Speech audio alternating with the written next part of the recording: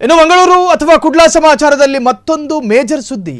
ಕರಾವಳಿಯಲ್ಲಿ ಮತಾಂತರ ಪ್ರಕರಣದ ಸದ್ದು. ಮಂಗಳೂರು ಮಿನಿ ವಿಧಾನಸೌಧದ ಎದುರು ಕ್ರೈಸ್ತರ ಪ್ರೊಟೆಸ್ಟ್. ಮಂಗಳೂರಿನಲ್ಲಿ ಭುಗಿಲೆದ್ದ ಕ್ಯಾಥೋಲಿಕ್ ಸಮುದಾಯದ ಆಕ್ರೋಶ.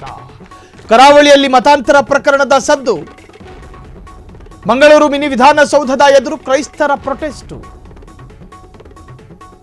ಮಂಗಳೂರಿನಲ್ಲಿ ಭುಗಿಲೆದ್ದ ಕ್ಯಾಥೋಲಿಕ್ ಸಮುದಾಯದ ಆಕ್ರೋಶ. ಛತ್ತೀಸ್ಗಢದಲ್ಲಿ ಕ್ರೈಸ್ತ ಸನ್ಯಾಸಿನಿಯರ ಬಂಧನದ ವಿರುದ್ಧ ಪ್ರತಿಭಟನೆ. ಆ ಛತ್ತೀಸ್ಗಢದ ಪ್ರಕರಣ ಏನಾಯಿತು ಅನ್ನೋದನ್ನು ಹೇಳ್ತೀನಿ. ನಿರಂತರ ನಮ್ಮ ಮೇಲೆ ದಬ್ಬಾಳಿಕೆ ಆಗುತ್ತಿದೆ.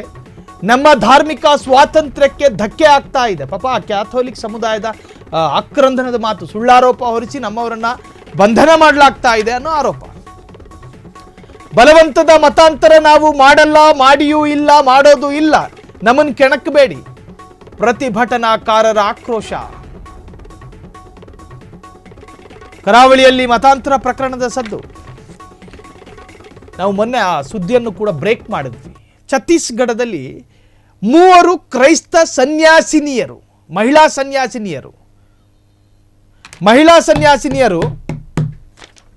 ಅದರಲ್ಲಿ ಕೇರಳದ ಸನ್ಯಾಸಿನಿ ಕೂಡ ಇದ್ರು ಎನ್ನುವಂತಹದ್ದು. ಅವರು ಟ್ರೈನಲ್ಲಿ ಟ್ರಾವೆಲ್ ಮಾಡ್ತಾ ಇದ್ರು. ಪಾಪ ಅವರು ಸುತ್ತ ಒಂದಷ್ಟು ಯುವತಿಯರು ಕೂಡ ಕೂತ್ಕೊಂಡಿದ್ರು.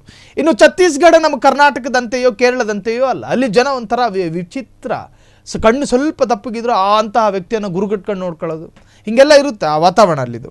ಟ್ರೈನಲ್ಲಿ ಹೋಗ್ತಿರ್ಬೇಕಾದ್ರೆ ಈ ದಾದಿಯರು, ಅರ್ಥಾತ್ ಕ್ರೈಸ್ತ ಸನ್ಯಾಸಿನಿಯರು, ಈ ಸನ್ಯಾಸಿನಿಯರನ್ನು ಗಮನಿಸಿದಂಥ ಒಂದಷ್ಟು ಜನ ಆ ಭಾಗದ ಬಜರಂಗ ದಳಕ್ಕೆ ಫೋನ್ ಮಾಡ್ತಾರೆ.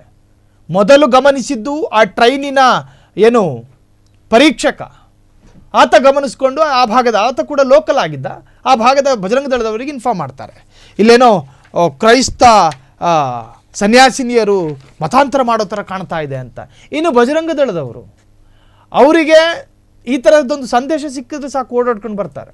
ಸೀದಾ ಟ್ರೈನಿಗೆ ಬಂದು ಅದರ ಸತ್ಯಾಸತ್ಯತೆಯನ್ನು ನೋಡದೆ, ಅದರದ್ದು ಏನು ಕತೆ ಅನ್ನೋದನ್ನು ಕೂಡ, ಹಿನ್ನೆಲೆಯನ್ನು ಕೂಡ ನೋಡದೆ ಆ ಸನ್ಯಾಸಿನಿಯರನ್ನು ಟ್ರೈನಿಂದ ಇಳಿಸ್ತಾರೆ ಅವಮಾನಕಾರಿಯಾಗಿ. ಅವಮಾನ ಮಾಡುವ ರೀತಿಯಲ್ಲಿ ಆ ಸನ್ಯಾಸಿನಿಯರನ್ನು ಟ್ರೈನ್ನಿಂದ ಇಳಿಸಿ ಆ ಜೊತೆಗಿದ್ದಂತಹ ಯುವತಿಯರನ್ನು ಕೂಡ ಕರ್ಕೊಂಡು ಸೀದಾ ಛತ್ತೀಸ್ಗಢದ ಸ್ಟೇಷನಿಗೆ ಹೋಗ್ತಾರೆ. ಪಾಪ ಕೇರಳದ ಸನ್ಯಾಸಿನಿಯರಿಗೆ ಛತ್ತೀಸ್ಗಢದ ವಿಶೇಷತೆಗಳು ಗೊತ್ತಿರುತ್ತಾ?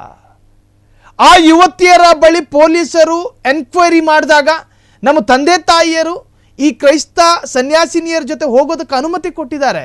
ನಮ್ಮನ್ನು ತಡೆಯೋಕೆ ಇವ್ರು ಯಾರು ಅಂತೇಳಿ ಬಜರಂಗ ದಳದವ್ರನ್ನ ತರಾಟೆಗೆ ತೆಗೆದುಕೊಂಡ ಪ್ರಹಸನವೂ ಕೂಡ ನಡೆದಿದೆ. ಆದರೆ ಅಲ್ಲಿ ಲೋಕಲ್ ಬಜರಂಗ ದಳದವರ ಪ್ರಭಾವ ಹೆಚ್ಚಿರೋದ್ರಿಂದಾಗಿ ಈ ಸನ್ಯಾಸಿನಿಯರನ್ನು ಸುಳ್ಳಾರೋಪ ಮಾಡಿ ಕೇಸು ದಾಖಲು ಮಾಡಿ ಒಳಗೆ ಹಾಕಿದ್ರು ಅನ್ನೋದು ಸನ್ಯಾಸಿನಿಯರ ಆರೋಪ.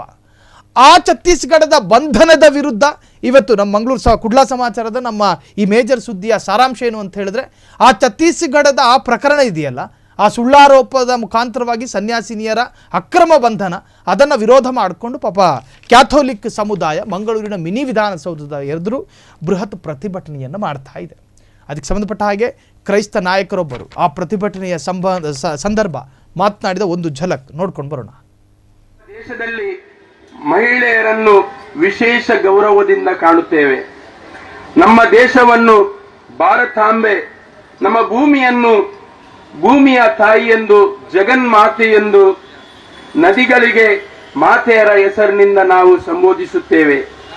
ತನ್ನೆಲ್ಲ ಆಸೆ ಆಕಾಂಕ್ಷೆಗಳನ್ನು ಬದಿಗೊತ್ತಿ ತನ್ನ ಕುಟುಂಬ, ಮನೆ, ಮಠವನ್ನು ತೊರೆದು ಕಾನ್ವೆಂಟ್ಗಳಲ್ಲಿ ವಾಸಿಸಿ ಶೈಕ್ಷಣಿಕ ಕ್ಷೇತ್ರದಲ್ಲಿ, ವೈದ್ಯಕೀಯ ಕ್ಷೇತ್ರದಲ್ಲಿ ಅಪಾರ ಸೇವೆಯನ್ನು ಸಲ್ಲಿಸುವುದಲ್ಲದೆ ಬಡವರು ಹಾಗೂ ದೀನ ದಲಿತರ ಶ್ರೇಯಸ್ಸನ್ನೇ ಬಯಸಿ ಸದಾ ಸೇವೆಯನ್ನೇ ಮಾಡಲು ತಮ್ಮ ಜೀವನವನ್ನೇ ಮುಡಿಪಾಗಿಸಿರುವ ಧರ್ಮಗುರುಗಳು ಹಾಗೂ ಧಾರ್ಮಿಕ ಭಗಿನಿಯರ ಮೇಲೆ ವಿಶೇಷವಾಗಿ ತಾರೀಕು 25/7/2025 ಛತ್ತೀಸ್ಗಢ ರಾಜ್ಯದ ನಾರಾಯಣಪುರ ಎಂಬ ಊರಿನಿಂದ ಕೆಲಸಕ್ಕಾಗಿ ತೆರಳುತ್ತಿರುವ ಮಹಿಳೆಯರ ಮೇಲೆ ಸ್ವತಃ ಎದುರು ನಿಂತು ಅವ್ಯಾಚ ಪದಗಳಿಂದ ಅವರನ್ನು ನಿಂದಿಸಿ, ಗೂಂಡಾಗಿರಿಯನ್ನು ತೋರಿಸಿ, ದೌರ್ಜನ್ಯಕ್ಕೊಳಪಡಿಸಿ ಪೊಲೀಸ್ ಇಲಾಖೆಯನ್ನು ಒತ್ತಾಯಪೂರ್ವಕವಾಗಿ ಮಾನವ ಕಳ್ಳ ಸಾಗಾಣಿಕೆ ಹಾಗೂ ಮತಾಂತರ ಕಾಯ್ದೆಯಡಿ ಎನ್ಐಎಗೆ ಒಪ್ಪಿಸಿ ಕೇಸು ದಾಖಲಿಸಿ ಜೈಲಿಗೆ ಅಟ್ಟಿರುವುದು ಅತಿ ಖಂಡನೀಯವಾಗಿರುತ್ತದೆ. ನಿರಪರಾಧಿಗಳಾದ ಈ ಧರ್ಮ ಭಗಿನಿಯರನ್ನು ತಲಾ 50,000 ವರ್ಷ ಅಂದರೆ 2024ನೇ ವರ್ಷದ ಕ್ಷಣ ಕ್ಷಣದ ಸುದ್ದಿಗಳಿಗಾಗಿ ಫ್ರೀಡಂ ಟಿವಿ ಸಬ್ಸ್ಕ್ರೈಬ್ ಮಾಡಿ, ಲೈಕ್ ಮಾಡಿ ಹಾಗೂ ಫಾಲೋ ಮಾಡಿ.